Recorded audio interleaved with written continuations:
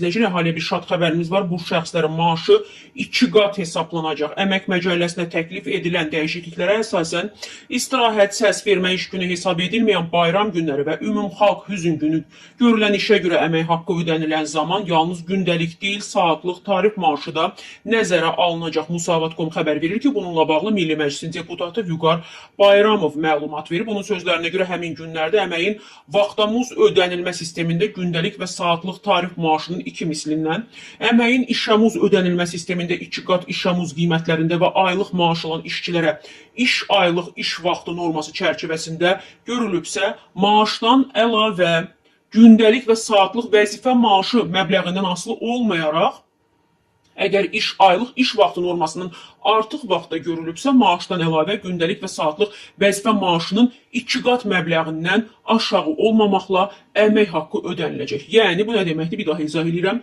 Saatlıq vəzifə maaşının məcəlləyə əlavə edilməsi, işçilərin əmək hüquqlarının qorunması və onların daha yüksək maaş ilə təmin olunması baxımından olduqca vacibdir. Belə ki, bəzi hallarda, həmin günlərdə iş müddəti tam iş günü deyil, müəyyən saatlara əhatə edir. Tutaq ki, iş günü deyil, amma bir neçə saatlıq işə gəlmisiniz. Yəni, dəyişiklik bu hallarda praktikada da işçilərə hər saata görə əlavə maaş ödənilməsinə şərait yaradacaq. Əgər işçinin saatlıq tarifi 25 manatdırsa, istirahət, səs vermə, iş günü hesab edilməyən bayram günləri və ümumxalq hüzn günü işləməkdə davam edibsə və 3 saat əlavə işdə olubsa, həmin saatlara görə 75 manat deyil, ən azı 150 manat maaş hesablanacaq. Digər tərəfdən isə Azərbaycanda saatlıq iş rejiminə keçidi müzakirə olunduğunu nəzərə alsaq, bu maaş ödənişlərinin beynəlxalq standartlara uyğunlaşmasına imkan verəcək deyə Vüqar Bayramov qeyd edib. Bu da kifayət qədər şad bir xəbərdir. Gerçəkdən də iş günü hesab edilməyən bayram günləri və ümumxalq hüzn günü görülən işə görə əmək haqqı ödənilən zaman